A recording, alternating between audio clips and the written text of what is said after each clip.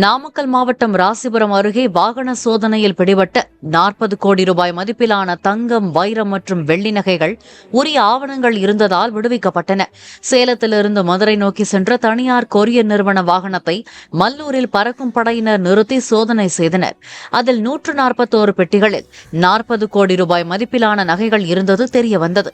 ராசிபுரம் வட்டாட்சியர் அலுவலகத்திற்கு வாகனத்தை கொண்டு சென்று ரசீதுகளை வைத்து மதிப்பிடும் பணியில் தேர்தல் அதிகாரிகள் ஈடுபட்டனர்.